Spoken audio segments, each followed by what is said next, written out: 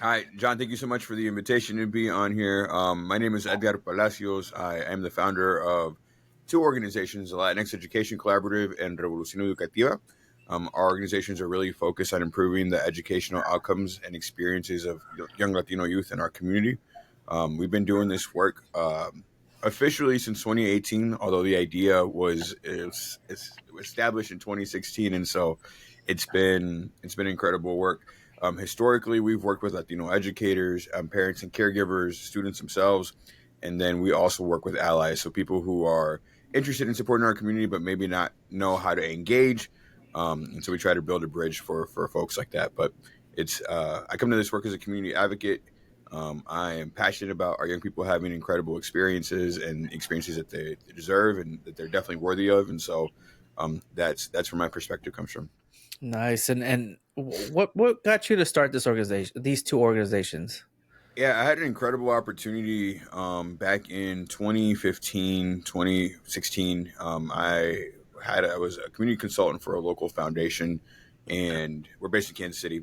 And I had the opportunity to travel across the country and see different schools, see different school models, have conversations with educators, administrators, and folks everywhere. And we kept going into classrooms that were filled with Latino students, but had Mhm. very few Latino educators, administrators, adults in the building. I was in a Houston school one time where I walked in and it was 99.9% Latino students everywhere and not one educator of color in the building or Wow. adult of color in the building, I would say. And so I raised my hand. I asked a question. I was like, why, how is it possible in a place like Houston that like Yeah. this is the reality? And the principal at that time gave me a two-part response. The first part was, we try what we can. Houston's a competitive environment, and so we get who we get. Was the first part, and then the Wow. second part was like we can teach anybody to teach, but they have to be a good culture fit. And when I heard that, like I had a lot of questions. Right, to me, it sounded like a dog whistle. I was like, "What are you talking about? Like culture Yeah. fit? Like, whose culture are we centering? Like, what does And that then mean?" yeah, I have a question. When you said that, I was like, wait a minute, that sounds a little off, a little confusing, off, a Yeah, little yeah. I left that school agitated. I was just a little angry, right? And I didn't know I was angry at the time. I just knew that I felt some type of way about it. That led me to really looking for organizations that were supporting Latino educators across the country. I was not planning to be a nonprofit founder. I was not planning on figuring out how to build an organization from the ground up. That was definitely not part of my plan. And I kept looking for those organizations. There's some great organizations around the country. One's Latinos for Education, it's based out of Boston. They also have sites in Houston and in the Bay Area, but they didn't. At that point in time, they weren't interested in having a chapter in Kansas City. There are other organizations that are very like small scale and just very like smaller focused, and so didn't really find any organizations really like set out to support Latino educators, and that's where it started. And so I remember just inviting people for drinks, educators for drinks, and being like, "Hey, is this important to you? Does this matter? Like, what are you seeing on the ground?" I did a lot of data research as well. We understand that Latino students are the fastest growing student demographic in the country, and not just in Mhm. Kansas City. We understand that only 8% of educators identify as Latino. Sometimes that number goes up to 9%, depending on the year. And in Kansas City, where I live, um, we are close to 2% of educators. 2%. 2%. Um, Wow. and that's roughly back in the day, back when we did our first report in 2021, we were looking at 260 Latino educators in the greater Kansas City metro area, which includes the city in Missouri, includes all of the geographical side of Kansas, right? And so in our city, like that's all there was identified. We had 52,000 Latino students. And so the reality is there were many Latino students in our community that would never once see a Latino educator or adult administrator in their pathway. Um, and that's a problem because we understand what happens when young people see themselves reflected by the teachers and the adults that serve them. And so we have set out to build that kind of future here in Kansas City. I know it's possible because I've seen it.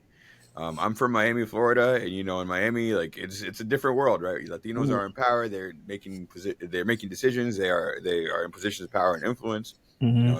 They're part of the community in a lot of ways, and how the community works. And in Kansas City, we are present as a community. I think we have a strong Latino population, and we're still wrestling with like finding Latinos in those same kind of positions. And so, um, yeah, that's the work in a lot of ways. So you have this this call, and you have this this thing that agitates you, and it starts, and it starts agitating you, and you start to build this foundation. What exactly does your foundation do? Yeah, we focus on a couple of different things. So with educators, we're really focusing on retention, right? Retention of Latino educators in our community. And so we will do professional and personal development opportunities. We're trying to build community. We understand that Latino educators can often feel isolated in their buildings and their districts, particularly if they're the only one. And if they happen to be bilingual, they become the chief Latino officer of the school, right? They're dealing with all the Yeah. parents, all the students, everybody's coming to them and asking them questions, right? In an environment like today, that becomes even more difficult because there's a lot of issues that we are addressing as a community. Um, so that community building has been a huge part of the work, that organizing.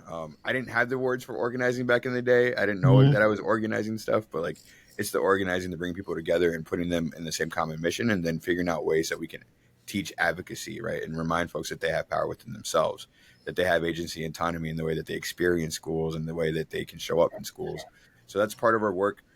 We have a program called Futuros, where we are working on adding 50 new Latino educators in the greater Kansas City metro area by 2027. And so we're working with aspiring educators. We're building that pipeline for folks, and then we're helping them get certified, go through, their collegiate experience, and then get placed in a Kansas City school.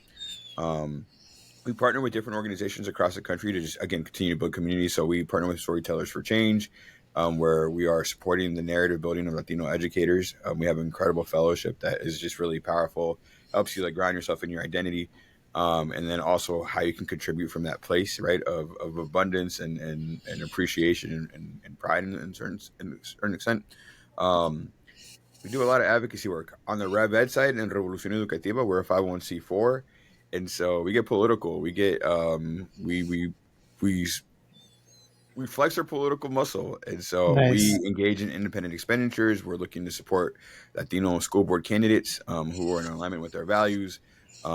We do messaging campaigns, and then we think about accountability. Right, like we are putting data out there that allows for our community to understand what's happening within the Latino community specifically, and then that we can think about policy shifts, policy changes, and things that make a difference for our young people.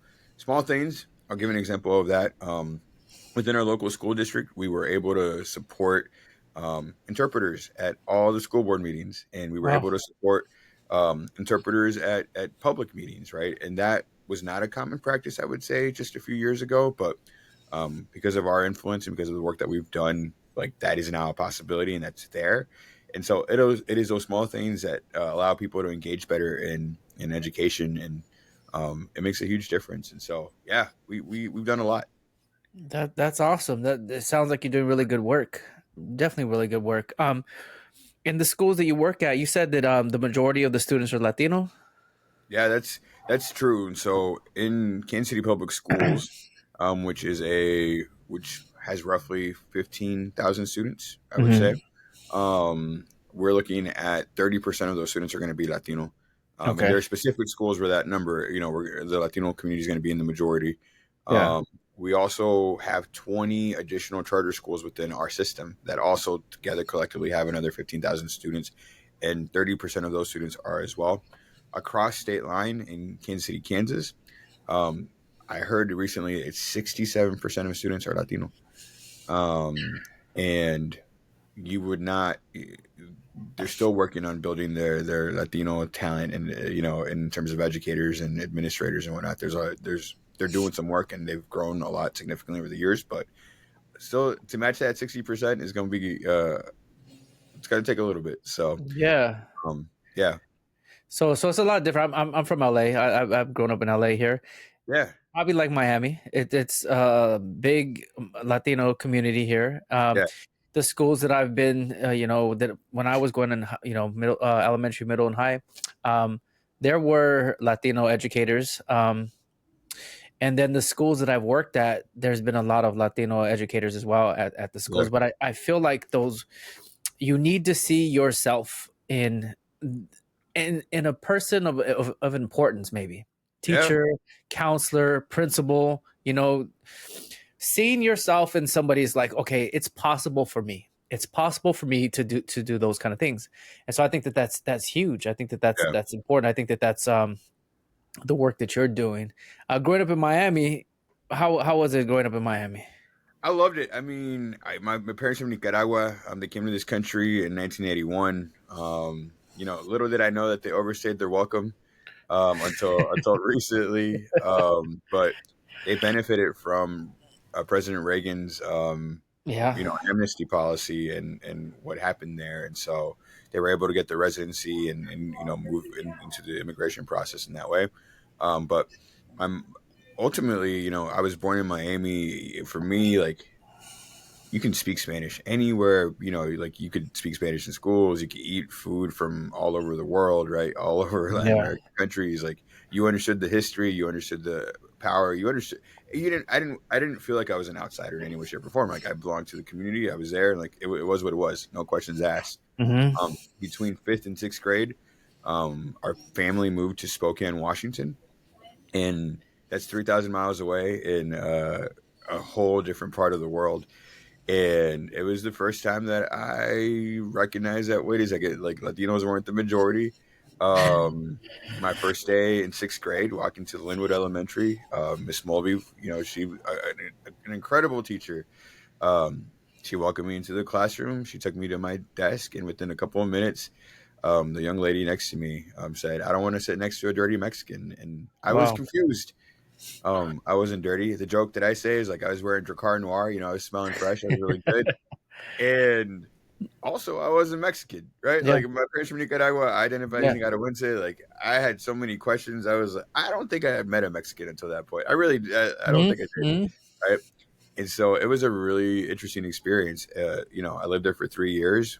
Spokane is like 40 minutes west of, at that time, the Aryan Nation's headquarters. And so Wow. white supremacists would walk into town and, like, they would do their marches and whatnot. And that to me was, a foreign concept. Like, I would remember, like, telling my parents not to speak Spanish in grocery stores and just being, terrified for, like, our lives because we were different and we stood out. And that, that was part of my, like, my narrative, my upbringing. And then between the summer of eighth grade and freshman year, we moved to a small town in Missouri called Cape Girardeau, Missouri, 2 hours south of St. Louis. No more than 30,000 people at that time. And I think I verified I was like one of three Latinos in my class, if that, Wow. um, and the same kind of energy and mentality, right?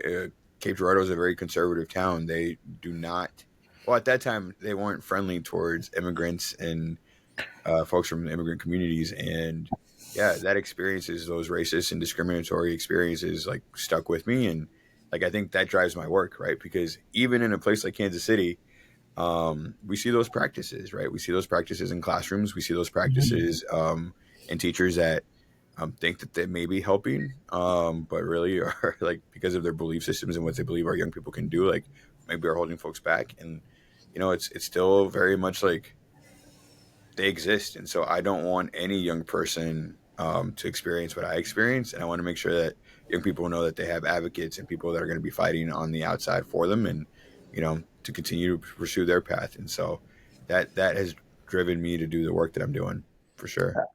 Growing up, how comfortable were you speaking Spanish in school?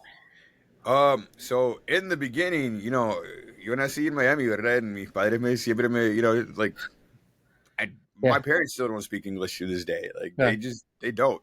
And so I was Spanish first, and along the way, that flipped, right? I think in Miami, I felt really good about speaking Spanish, and my mom's got a PhD in Spanish literature, and so she became a Spanish professor, and, like, she would always correct me when I was wrong about stuff. And then moving into a place like Spokane, where, like, I spoke English all the time, and I had to convince my counselor as a sixth grader that, like, I wasn't ELL, like, that I spoke Yeah. English just fine, and, like, I understood it. And, like, she couldn't believe it. I remember her look too. I just still like, in my mind. She was like, "What do you mean?" And I'm like, Yeah. Yeah. I speak English. I don't know what you're talking about." Um, yeah, and so, and then I'm saddened by the fact that over the years, like you start to lose the words and you start to lose the command of it, right? Yeah. And until I would say recently, like I've practiced a lot more, particularly when we're organizing Spanish dominant families and parents, and Yeah. like now I used to be afraid of saying the wrong thing and like using the wrong verb tense and like all this other stuff, and now I'm like, it is what it is. Like Yeah. I'm making it to communicate. Like you understand. If you can't understand my words, you can definitely understand my energy, kind of thing, Yeah. and that's helped me improve quite a bit. So yeah, So for me, I'm Mexican. My yeah, grandparents were born in Mexico. yeah, Then my parents came over here. My parents were born here, and they were taught to. I feel like they were taught to not to speak Spanish, to forget that they're Mexican, to assimilate, to like yeah, you're American. Here's American culture. Eat hamburgers and hot dogs. Like you are right, American. 4th of July. Like the whole thing. yeah, And so that's how they were brought up. And then they brought me and my brother up the same way.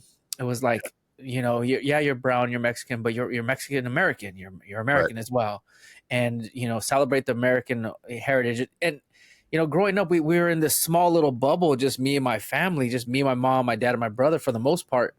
Like, oh, we're American. yeah, But then you go to school, and then it's immediately pointed out that, oh, you're not American. You're not. right, But then you don't speak Spanish too well. Your Spanish is bad, and so you're the people that are like Mexican, Latino. They're like, well, you don't speak Spanish. You're white. right, You're white. And I'm like, wait a minute, I'm not white. I know I'm not white. So you're like in this middle of this whole, and I'm just, there's so many people with the same story as me, yeah, where it's like, you're not accepted on one side or the other side, and you're just in the middle, and you're like, okay, so you don't know where you stand, So yeah, I'm going to elementary school, middle school, same thing, high school, same thing, and I'm like, well, I guess American. I'm American. right, And then I get married. I get married to a Mexican woman who's first generation Mexican, strong Mexican roots. Parents only speak Spanish. yeah, I move in, and everybody only speaks Spanish, and they have all this culture, like all so much culture. I'm like, oh my god, where was this? yeah, I didn't have yeah, any of this. I didn't have any of this, and it's so foreign to me, but it's so beautiful at the same time. And I'm like, damn, I don't have any of this. yeah, And so like it was me trying to get it all back, like, and making sure that my kids have it. Like, okay, you might not be the best Spanish speaking kids here, but we're gonna try our very best. And yeah, here's the culture, and here's the holiday celebrations. Here's the food. Here's what we believe in. yeah, So important. And I felt like growing up, it was just kind of erased in me. Like it probably could have been completely erased if I yeah. didn't marry the person I married. It probably could have, in like one or two generations, like completely gone, and that's crazy. Yeah, I think your story of, not connecting to identity, maybe losing it for a little bit, reclaiming it, I think is similar, it's similar to my experience. I think moving to a place like Spokane, Washington, and a place like Cape Girardeau, like, um, there's an expectation, right? Unsaid, unwritten, that like you're going to assimilate, you're going to become Hmm. one, right? And I'm pale. So like for me, like that's another challenge for me, right? Like it's Hmm. like there are spaces where people will tell me that I'm white and like they believe that I'm white and they think I'm Greek, right? They think Palacios is Yeah. a Greek last name. And so that's been my experience in a lot of ways. And so um, I would say that between sixth grade and probably right after college, like I was probably the most disconnected to the Latino identity and community part of Hmm. it. Um, I was grateful to have the foundation that I did in Miami because like I didn't completely lose my way because I knew, like Yeah. it was built into me. But it wasn't until I joined an organization called Young Latino Professionals in 2011 where I was like, wait a second, there's more of us, and like they're Yeah. doing cool things, and like Yeah. they're like volunteering and helping out in community, and like it launched me into the Latino community here, the Hispanic Latino community in Kansas City, and I was like, oh. And I was married at the time, and I was married to a white woman, and one of the biggest tensions in our relationship at that time was um, that moment. when like I finally started reconnecting to my Yeah. community. And she said like very specifically, I'll never forget. She was like, "I didn't realize how Hispanic you were," and like that has stuck with me forever because back in the day I was like I didn't get it. I was like, "What do you mean? I'm always been Hispanic. Like it is what it is. Like I don't know what you're talking about." And right, like it is also a reflection of the fact that like I Yes. was disconnected, right? Yes. I didn't Yes. understand, and like it was surprising to her that I cared that much about it, and that when I had the opportunity to re-engage and recommit and like remind myself of like where I came from and what was cool about that, like it just all of a sudden I don't know if I was as safe. You know what I'm saying? Like I don't know Mhm. if she saw me as that, and so yeah, I'm right there with you. And I'll also say that I think even for Latinos who have all the language access and who have all the connections, right? I think that being in the United States as a Latino, it is an act of confusion, right? Like you think you belong, in a lot of ways you don't. And I think Gloria Saldua is the one who talks about the borderlands and the being in the in between, the aquí ni de allá, and like Mhm. I think that experience right there is a unifying experience, right? I feel like if we could tap into that experience, we could probably organize and build like real political power. Like, what's it Yeah. like to like be from multiple places and from multiple things and carry multiple identities? Like, what is that experience like, and how do we connect around it? It's sad that it's like forget your Latino heritage. That's kind of what you're taught. Well, that's what I was taught was, Yeah, forget that, you're American. Forget, don't, let's forget about the language and the culture, and let's just assimilate and just accept, you know, and it's sad. It's sad. I work at schools, and there's been, you know, I work at schools, and it could be like 99% Latino, but then there's a difference between the groups. So yeah, if you're a newcomer, if you just came from whatever country, El Salvador, Mexico, whatever, yeah. and you got kids that are first generation kids here, they'll shun the Spanish speakers Yep, from the new country, for whatever. He's a newcomer. He only speaks Spanish. She only speaks Spanish. You yep. go over there. You're not one of us, and that's sad. I'm like, you're one generation apart. Like you, they're coming. You were just born here. Right. Come on, and it's they almost it's just sad that there's a separation like that. Yeah. It's just unfortunate. You know what? I've experienced it. I've seen it, and I'm a big believer in this, right? And I'm overgeneralizing, but I think it makes sense. Which is like, there's a day that no matter how well assimilated you are, right? No matter how much you think you belong, like there's a day that comes to fruition that like you realize that you're not, right? It's either in that corporate job, right? Or like they're like, wait a second, like something's off here. It's either in school where the teacher like treats you a certain type of way. It's either wherever it is, right? Like, and I believe it. Like I've seen it time and time and again where like, and it's for those who think that they are in the majority, right? It is a rude awakening to go through that process to be like, wait, I thought I was different than you, and these people have just grouped us all together in one Hmm. big lump of group, people, and um, yeah, It's like it's a now, wild experience. like ice, Yeah, yeah, I could get pulled over myself. I could get yeah, pulled over. I could be walking down the street and then be like taken away. And have to yeah, explain myself and try to get myself out of that situation. And they could assume that because of my skin color, yep, and even look at I have a bald head. I have tattoos. Like I have these things that are like, that's a gang member. That's a right, gang member. He's bald. Let's get him. Let's take him away. And uh, you know, it's because of my color of my skin, which is yeah. crazy.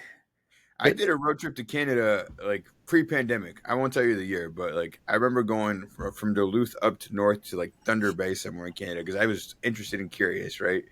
And I'm coming back, and I got my passport. I got everything. Like I'm American as they come at that point. Like Mhm. I have everything that I need. And I remember being detained, like pulled to the side, had my car checked, being in, not, I guess custody is maybe the right word. I wasn't arrested, but like Yeah, definitely like investigated. And like for 45 to, an hour, I was sitting there while cars with license plates from Ontario are like driving in, no issue, no Yeah. qualms. And I'm like, what do you like? I like that's my country. Like I Yeah. was born, you know what I'm saying? And so Yeah. like I and that was pre some of this nonsense that we're Yeah. seeing today. And so yeah, in Kansas City, like it has been fascinating. Actually, not fascinating. It has just been a harsh reality to see, ICE and the raids that are happening and how quickly it happened and these level of fear that our community lives under today, and how quickly that turned. Yeah. You know, within the last 6 months, I know of one, two, three. I know of six people that I'm either directly connected to or like, just by one person off that like have been deported. And, Yeah. that's insane for no other It, reason. For no other reason. that's it's wild. It's a wild time, and it's a sad situation. You got even kids here in LA who get picked up, like high school kids. You'll see it in the news, like high school kid got Yeah. picked up, or that's crazy. Or they'll take away their mother or their father, or some. Yep. It's crazy, all because of the color of your skin. Yep. And And it's legal to do now. yeah, it's just like, hey, he or she is brown. Yep. I, Done. I yeah, I think he's a foreigner. That's it's and yeah, man, it's just wild. It's Yep. wild. The idea of Latino representation in schools, or just Latino representations in positions of power, I think that's so important. I Yeah. think that the kids that we work with, the kids that I work with, need to see that. They need to see a brown principal, a Yeah. brown assistant principal. They need to see somebody on TV, even on social media. There's so many times I'm be honest, when I want to quit social media. There's so many times when I just want to quit. Like, you know what? I don't want to do this anymore. This feels. I put myself out there. The more I talk, the more videos come out. The more I'm just out there. And yeah, so I'm vulnerable. I feel like I'm Yeah. vulnerable. Yeah, but then I think about it. I'm like, man, but how many Latino positive educators are out there just being positive and trying to be a face and trying to be like a somewhat of a role model. I'm not going to say I'm perfect. I'm not perfect at all. I'm not, but just somebody Yeah. that's positive, that's brown, that is trying to make a difference. Not Yeah. not so many, and so like I'm like, man, I I I feel like I have to do it. Like I have to Yeah. keep going. Like I don't know. It's a strange feeling. I'll say that you're really good at it. So I get to follow you, and I think that your content is really fantastic, and I I appreciate appreciate. that. I appreciate. Also, let's talk about this. I appreciate seeing a Latino man talking about these issues, right? Like, and being comfortable with that. And I appreciate your vulnerability because, like, unfortunately, that's the cost of leadership sometimes, right? It is like this Yeah. idea that you are exposed and that like you're going to receive feedback from all sorts of places, Yeah. and like it shouldn't stop you from continuing to do the work that you're doing. Now I get it from a mental health perspective, like being on social media all the time, like having to deal with that, like having to deal with I know for me insecurities, like what am I saying, like Hmm. who's gonna watch it, who's gonna give me feedback tomorrow about it, all this other stuff. Did I say too much? Did I like speak too much of a big truth out there? Like what does Hmm. that mean? Um, and I think for me, like this year has been transformational and transformative in the sense that like if the people in power can say whatever they want, then like Yeah. I'm gonna go after it. Now I know that there might be different consequences for somebody like me. I get it. But like if I can't even try to get that far, like what are we doing, right? Like we need alternative narratives. We need differences of opinions. We need people to be able to combat like what is being said about our community out there, right? And we need Yeah. all sorts of people to be able to do it. And so the work that you're doing is critical in this moment. Like it's You know, critical. I started off by just like giving tips on how to like classroom management, because I was a classroom I was in I was a teacher, then I was a dean of students, Yeah, so it was easy to talk about classroom management. It was just yeah, easy. Then I got into my role right now as assistant principal. This is my fifth year in this role, so I've been 5 years pretty much out of really disciplined, and so I feel like my content's been shifting. Like, okay, you're not really directly dealing with discipline, yeah, you know. So my content's been shifting a little bit. So I've been going through this like this whole idea of like, okay, what exactly am I doing now? yeah. What exactly am I trying? What message am I putting out there for everybody? And so that's kind of what I'm going through right now. And these thoughts of like, okay, you understand how the idea of being a difficult student, and these students need support versus being punished. You understand that idea. You understand the idea that in order to build a relationship with these students, you have to keep them safe, you have to show them love, you have to boost up their self-esteem. These are Yeah, some like there's universal things that you have to do these things. You're good at being empathetic, and so I'm like putting all these pieces together. But then I like showing my life as well. Like I want to be like a role model. Let me rephrase that. I want to be a positive example of a Latino yeah, father, male, educator. And so this is what I do. I lift weights. I yeah, wake up early. I go for runs. I go for walks. I'm a family man. I have kids, like, yeah, so it's just putting that all of that. How do you put all of that? How do you put all of that and then tell this story so that young men can see this and be like, oh, look at this guy. He has a family, he has kids, he works out, he looks like he could be somewhat successful. I could be yeah. successful. Like other young people be like, I could do the same thing. I could be successful. That's the story that I'm trying to put out. And it's been shifting. Yeah. I just had this conversation today about I'm gonna shout out Hannah Arredondo, who today was just giving me feedback on what I've been practicing in the last couple of months, right? Which is like to show all facets of my life, or at Yeah. least the ones that I'm like super comfortable, or at least maybe not as comfortable, right? Like there's some things that I'm definitely gonna keep Yeah. private, but for the most of it, and two, three things that come to mind for me immediately as you're talking is like one, evolution is a real thing, right? And I think that modeling evolution and modeling that people have the capacity to grow and to shift, like, it's a beautiful thing, right? I think oftentimes, I think growing up in community, particularly as a young professional into like a mid, I guess an old professional at this point, like Hmm. people remember me when I was 20. People remember me when I was 25. They remember me at 30. They remember at 35. And some people have held me at 20, 25, 30, at 35, right? They're like, Hmm. you're that guy.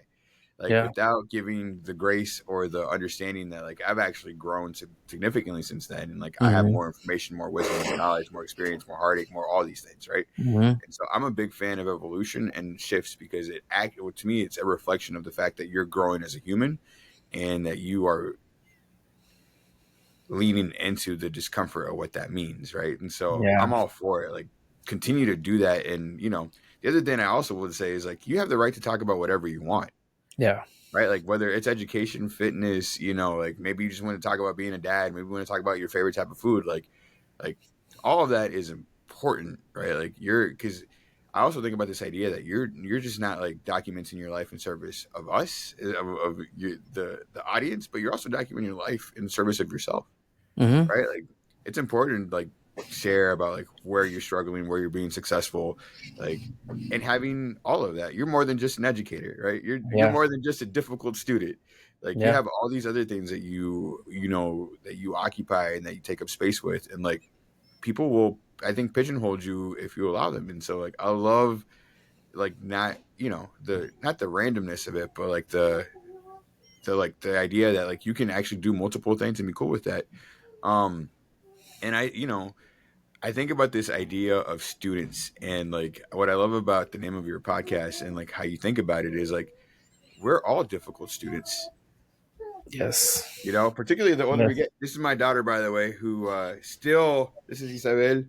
Mm, Hi. you How need are to, you? can you watch the Hi. TV really quick? Okay. Um, as adults, the older we get, the more, believe it, we are, the, Yeah, it's okay. It's Talk. fine. It makes the podcast better. Um, we're just difficult students. Like we have some lessons that are hard to learn, and I think like that mentality of like accepting new information, wrestling Yeah. with it, um, that is a skill set that we all need to continue to develop. And so, however you're talking about it, right? Whether you're talking about students and like discipline, or you're talking about like what is it to be an adult and struggle with discipline, That's right. I had the idea like a couple weeks ago that I'm the difficult student. I'm the one that yeah, refuses to do what I'm supposed to do. right, I'm the difficult student. I'm the one that will lay in the couch and be like, "Oh, it's too cold. I'm not gonna go to the gym this morning." Or, "Oh, I'm supposed to do this, but you know what? You know what? Oh, I was supposed to stick to my diet, but I'm gonna have this piece of cake right now and whatever." I'm the right, difficult student. I'm the one that refuses to do what I'm supposed to, yes, even though I know I'm supposed to be doing these things. Sometimes yeah. I don't do it. And Yeah. here's the other side about being a difficult student, right? Like sometimes, you're working against authority. Hmm. And that's not a terrible thing to have either, right? Like sometimes authority is wrong, and sometimes like you have to be the difficult student and say, like, no, this is not what I want for myself or for my community or for my people or for my family, and like you have to learn those skills as well. And so Yeah. that tension of like when do you become obedient, right? Like Yeah. when do you obey and like when do you follow the rules, and when do you like lean in and say like this is not good for anyone and we're not going to be able to tolerate this, like Yeah. that to me is like the tension that we carry. And that's what I love about the work that you're doing, because like it's embedded in the multi facets of your life, like like in all the areas where you're trying to be a better human, and like that is necessary, because I think we do a disservice to young people when we say that our lives are perfect, or like we don't show them the mess. Yeah, yeah, and that's been my goal. Is like I want to show more mess. I want Yeah, to show more mess. I want to show more struggle, and I also want to show more common things. yeah, Like I'm just like a regular person, just like everybody else, yeah. just like everybody else. I do the exact same things, just probably as everybody else does. So That is important, and the level of vulnerability and courage that is required to do that is also like the stuff that we're asking our young people to do, right? Like we're asking our young people to be uncomfortable. Learning is an uncomfortable experience, yeah, right? Like being in a classroom surrounded by people that may or may not like you is an uncomfortable experience. Like yeah, so, the fact that you're wrestling with discomfort and you're doing that in an open way, it's not just transformative or a positive model for young people. It's also for your peers, right? It's also maybe changing the minds of older people who are like figuring this out, right? And so I yeah, think the inspiration is there, and it's good even from across the country, right? To be able to be like, oh, that's dope. Like John can do it, so like I have permission to do it, right? Like yeah, I have another example of this, which means like I don't feel as crazy in my context in my community to be able to be like, you know what? I'm a messy individual. Like it is what it is. Like I try to be hmm, successful. I try to work hard. I try to be of service. And like life is not all roses. Like life, we got challenges. We got things to do. And so, hmm. yeah, I appreciate that about you. Thank you. My original idea behind social media was to just it was for my kids. It was to set an example for my kids. And I had this other page called Stubborn Adventure, and it was just about just being it's like some motivational stuff. So if my kids were able to follow me online, it would just be like, "Oh, look at dad, he's doing these things. Look at dad, he's doing Yeah, these things." So that was the idea. So then now here I am, and that still is in the back of my mind on my difficult student page. But then yeah. I'm gonna be a grandfather now, and I'm like, okay, What? yeah, I'm gonna be a grandfather. Thank you. I'm gonna be a grandfather now. My son, my middle son is gonna have. I'm sorry, my oldest son is gonna have a baby girl start in January. Yeah, yeah, So yeah, yeah, so I'm gonna be a grandfather. So now it's like, okay, now I'm really honing in. I'm like, okay, I need to make sure I live long. One, I got to take care of my health. I got to take care of this health. I want to see her graduate from college. yeah, Um, and then how do I set the example for her? How do I start to put stuff out there so that when she grows up, she'll be flipping through social media and be like, there's grandpa right there. yeah, And he's taking care of business and he's doing these things. Look at this right. guy. And I can make her laugh. And, these are just thoughts that are going through my head when it comes to how do I have something on social media or YouTube or something where even when I'm gone, she could be back and be like, "Oh, that's the kind of guy that was my grandfather." You know, Yeah. oh, I'm gonna get Can, can, I, emotional. can I ask a question? How old are you? I'm 48. 48. I so you're still pretty young. You're gonna be a young grandpa. All right. Um, Yeah, you know, like I feel compelled to tell you this, right? Like, and I feel compelled to say that like it is about practice. And like I have struggled too long with perfectionism, right? And I'm always yeah, going to struggle with perfectionism. I don't want to put this out because it doesn't feel right, or I don't put it right because it's not the right lighting, or it's not the right message, or I mess up on this word, or this thing. And what I'm learning to do at this point in my life is to just like put out the first draft, yeah, right? And so like whatever the joke is, whatever the dad joke is that you want to share that day, like whatever like the inspiration comes, like putting that out and like you know reducing the illusion of like perfectionism and perfection. like Yeah, increasing the like the practice of like you know what I may not be good my first time, but I'm gonna try it for my second time and third time, and you get better at it. Like that to me is where the real magic happens. And um yeah, I think what another thing I appreciate about you is like your commitment to legacy and your commitment and how important it is for yeah, how your what's the opposite of ancestors? yeah, The generations that will follow you and your legacy, right? Like yeah, they know yeah, who you are and that they understand your values and they understand your character and all that stuff. And that's such a powerful calling, right? And yeah. it's a powerful thing to experience. And so I mean, if you think about like I don't know, I didn't really know my grandparents. yeah, Like I really, man, it would have been awesome if there was a string of videos that I could just sit and watch and be like, oh, that's who yeah, that person was. Oh, let's watch them do these things. You know, I was like, man, that would be awesome. So that's where this idea came up with like, yeah, man, I need to put together something for just like they could always watch. They could always be like, oh, that's who he was. That's the yeah. guy. You know, so You're doing it. just Here's the thing: you're doing it already, right? And so, like, yeah, that's the cool part about it. Like, you're doing it. You're putting it out there. You're being who you are. And like, yeah, you're either gonna continue to do it, and I get it. There are gonna be days where you're just gonna be like, ugh, I have to figure this out. I don't want to do this. But like the gym, right? Like Stairmaster, I hate Stairmaster, right? I hate it. yeah. And then for the last, I would say 6 months, I've been on Stairmaster. An hour. I start off my day, around 5 a.m. and I jump on Stairmaster and I go for an hour. Oof. And I hate it because like I Yeah, wake up at 4:30 to get to the gym, right? I'll wake up at 4:30 and I'm like, I don't want to do this. I don't want to ever touch it. Like I don't need to do this. Like I've done it enough this week. I don't have to prove myself again, right? And 10 minutes in, I'm like, oh, okay. This isn't as bad as I thought it was going to be. 20 yeah, minutes in, I finally start sweating. 45 minutes in, like I'm getting my little, dopamine rush from it. And then by the time I'm done, I'm like, all right, I'm glad I did it. Right. And yeah. I feel like that's kind of the discipline and the same thing in social media, which is like, you don't have to want to do it. Like putting the camera in front of you and like making it work, like gets you in the spirit Just of, making it happen. Yeah. yeah, You know, I did want to talk about your bodybuilding because I did see that. yeah, I did see that post on your end where you're yeah. like you were in the bodybuilding. I was like, what? How It's did like, that come? How did that happen? yeah, so I'll tell you like the deep story. And so my wife and I, Laura and I love road trips, and one of the road trips that I've always wanted to do was to go down the Pacific Coast Highway.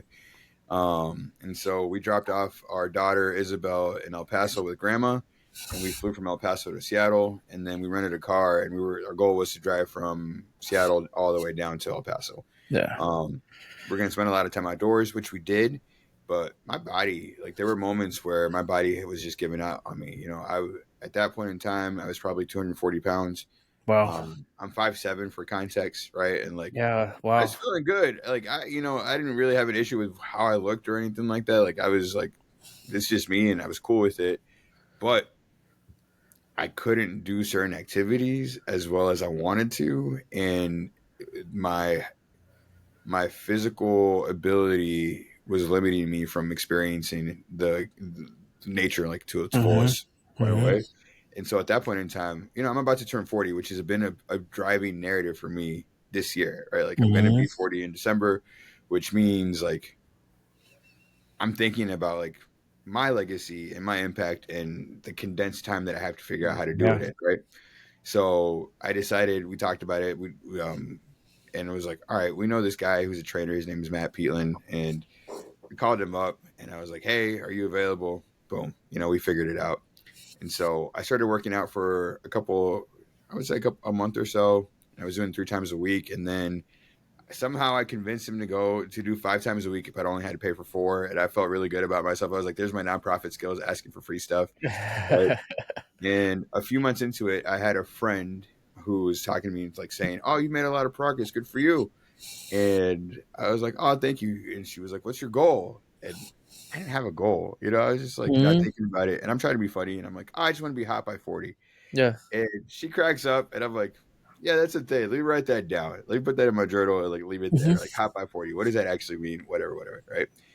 I keep going. I keep doing it. And a few months later, I had a friend, Levon, who was like, hey, like I see you working out. I see the transition. I see your body shifting. That's so cool. You should do a bodybuilding competition. And I was like, all right, whatever. And she planted the seed, and it stuck with me. And so I went on Google, looked up bodybuilding competitions. I found one. I think that at that point in time it was June. I found one that was going to happen in October, at the end of October, and I was like, signed up for it, paid for it, no questions, no looking back. Had no Wow. clue what I was Wow. going to experience. Right. I told my trainer after the fact. So you typically, if you want to do it, like you should probably tell somebody ahead Yeah. of time, so like you can build out a plan, see if it's a reasonable plan and whatnot. I was like, "No, I'm doing this." He was like, "Are you sure?" And I was like, Yeah. "I already paid, so like either way, like I'm going to be on stage, whether I hit my goals or not. Like I'm going to be there." And so what I did was with him, I was joking with him, but I told him I was like, "Hey, I'm your client, so like people are just going to associate me with you. So like Yeah. how I show up is deeply rooted in how you're going to train me, right?" I don't know, it worked, and so um, I trained my butt off for 4 to 5 months. I was disciplined with my food, and I got to a place where I was down to 165 the day of, Wow. You so almost lost 75 100 pounds. pounds. Yeah, yeah. And listen, I've learned so much about bodybuilding, and maybe stories I can share here, maybe stories that I can't, but on October 25th, I competed for the first time, and I competed in two categories. I competed in bodybuilding, which you do the posing, you do like all these crazy things, you know, and then I competed in transformation, and so I won first place in transformation. They gave me a big heavy medal, and I was just so I was proud for so many different reasons, but like I felt like I earned it, right? Like I knew I could account for everything that I did to get to that Yeah. place. I could tell you how many hours I did it. I could tell you what I ate. Like I was so meticulous with it, and to get to experience that was pretty cool. So it's That's changed my life awesome. forever. Yeah. Um, and to your point, like I I have I have a life to live, right? And I think for me, as I turn 40 and I turn that corner, like it's important for me to be like a an active participant in like how I determine the rest of my life to be. Hmm. So Hmm. yeah, That's awesome. So you lost about 80 pounds or so. yep, Okay, so how did you do? Maybe one tip or whatever is like the most important tip for those that want to lose weight, because there's a lot of people that want to lose weight. yeah. I don't know if my experience. I got to tell you, first was mindset, right? Like I was in a place where it wasn't about how I was going to look, and it wasn't about like I would say more superficial kind of elements. There's nothing wrong with that. Yeah. That's a one that wasn't my thing. It was like I knew that I had to change something because I want to be outside. Yeah. Like my natural state is going outside, hanging out in mountains, looking at trees, talking to trees, talking to rocks. Like that Hmm. is what I want to do. And in order for me to do that well and do that often, like I have to be healthy and fit. Like I have to be able to walk and I have to be able to do these things, right? Like for me. So that was one. Two, like you have to do the hard stuff, right? And for me, the hard stuff was like I needed to lose weight, and the way that I could do it was by doing an hour of cardio 5 times a week and an hour of strength training 5 times a week. Wow. And on my rest days, I still figured out how to get a little bit of a workout in, although it wasn't as intense. So that's part of it. And then the food, ultimately, like it's about like what you're putting in your body and like being mindful of that, right? Um, it wasn't as strict as I've experienced in the past, right? Like, Yeah. but I knew that like I got to eat my protein, I got to eat my chicken, and a lot of egg whites. I learned how to really love the taste of egg whites and drink a lot of it. So, Yeah. um, so yeah, it's a combination of those three things. I don't think, pending any like other physical ailments or things like that, like weight loss is not rocket science, right? Like it is a matter of like doing the same thing over and over and over and over again. I Mhm. will say that my tip is like it's about the no's that you say, Okay. right? And for me, like what I realized about my eating and my habits was like, what am I saying no to? Yeah. And being mindful of that. So like when the dessert was coming through, like, am I going to say yes or no to it? And so Yeah. to me, it's like a series of no's that get you to where you want to be versus like a series of yeses. That's what came to me. But yeah, so I think anybody can do it. If I can do it, certainly like there are plenty of people who can do it and probably do it better. Um, but I'm committed now. I got 3 weeks till I'm 40. I'm gonna wake up that day. My goal is to wake up, go and deadlift that day, see how heavy I can lift, and then like go to the mirror and like answer the question, am I hot or not? Like that'll Yeah. be it. I'll make my decision and then I'll go about my day for the rest of Oh, the that's funny. That's funny. I was gonna ask you, how many social medias are you running? day. It's crazy. So recently I've gotten it. So here's the thing. Once you go on stage, right? Like I'm on stage and like I'm not wearing barely anything, Yeah. first and foremost. And that is an uncomfortable thing to do. I'm not somebody that's gonna disrobe Yeah. in public. That is not what I've historically done, right? Yeah. And so when I got through that moment and when I got through the initial like shock of being on stage and doing that, I lost I lost something. Like I lost like the fear of like that. Once I knew I Okay. could get through it, like it just dissipated, Yeah. which made me think about like what are other things that I'm carrying, other limitations that I've placed on myself that aren't Hmm. true, Hmm. right? And I think social media right now, I'm experimenting with it, and I'm leaning into being as cringy as possible, There right? you And go. so I'm trying to do TikTok. I'm trying to just get on TikTok and like practice on TikTok. I'm trying to like figure out Instagram and like practice on there. I've been doing a lot of stories versus like post. Um, I'm not a big fan of Facebook, even though I like mean, I left it for about 7 months this year, and I came back earlier or later this year, and like I regret it because I'm like it's a lot. It's a lot of energy. Um, I don't understand Twitter or X. Like I don't have that much to say all the time, so like I yeah. can't keep typing it out. Um, and then I'm learning. I'm thinking about like what does YouTube look like. Yeah, I've If done you, podcasts in the man, past. if you would have documented your journey of bodybuilding and then Yeah, ended with you winning the competition, yeah, that would have been amazing. That would have been amazing.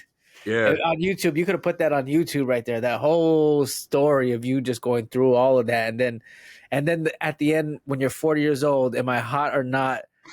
Oh, at the end, oh man, that would be so amazing if you were able to string all that together. Listen, you just first and foremost send me an invoice because like I still I took some videos, so like that's still a You possibility. can I still love do that. it. Do Yeah, yeah, it. yeah.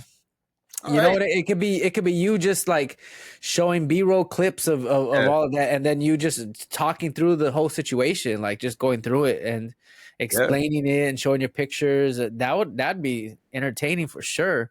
I think Okay. YouTube is where it's at. I think Yeah, if you could win on YouTube, I think that's what you want to do is to win on YouTube. That's been my goal is how do I win on YouTube? That yeah, and it's been I I can't quite figure it out yet. It's yeah, been eluding me. Like, okay, how do I win on YouTube? And what I've come up with is you tell a story, and you make it compelling, and you have to be raw and real, yeah. and that's what you want to do on YouTube. And so that's okay, so that's why I've been thinking. Like, okay, if I'm gonna Yeah, win on YouTube, that's how I'm gonna do it. I'm gonna tell some stories, and I'm gonna make yeah. it raw, and Go it's from gonna there. be yeah. So if you put it out there, I'll watch it. I want to I see it. appreciate that, and me too. I think there's one more step though, and you're probably doing this, but I think there's one more step, right? Like, and I'm learning this in my life. One thing is to like to think it. The second is to create the content, and then the third thing is to like share it. Yeah, And what I've learned about myself is like when I go into the sharing process, like I share it with the people who are safe, yeah, right? Like, oh, hey, will you go like this? Or hey, it is like 5 or 10 people. And then I'm hopeful that I'm going to get like 1,000 views, right? yeah, And for me, like one thing that I'm pushing myself, I think as I enter 40 and beyond, like, how do I get it to as many people as possible and like let it just live out there, right? And so I see people being bold all the time, right? Like I get from other friends and colleagues, like they'll send me anytime they post something, they like they'll share it with me immediately, and I'm like, why are you doing that? Why are you in my inbox or in my yeah, DM with that? yeah, And like what I appreciate about that is that confidence to be like, yeah, I don't care what I just said or what I just posted. Like I just want you to look at it and like if you're compelled to like share it with somebody else. That's I aspire to have that kind of courage and commitment to it where I'm like I created it and now I'm just putting it out to all the public regardless of like what they might say or not say. yeah. Do it. Post a day. Yeah. One post a day. That's the goal for like Instagram and TikTok, whatever. That's the goal. One post a day, and then on YouTube, you do like one post a week if it's a longer story because it's gonna take you more time to put that together. So it's like Okay. one a week. I've been consistent with you for the most part, Instagram and TikTok about posting once a week. Yeah. With YouTube, I haven't figured it out. I haven't not figured it out yet. I'm gonna post more stories. That's my goal. I have Yeah. this. I'll post this, but I'm gonna post more just stories. That's the goal. So Cool. Do yeah, you are you on TikTok? I'm on TikTok. All right.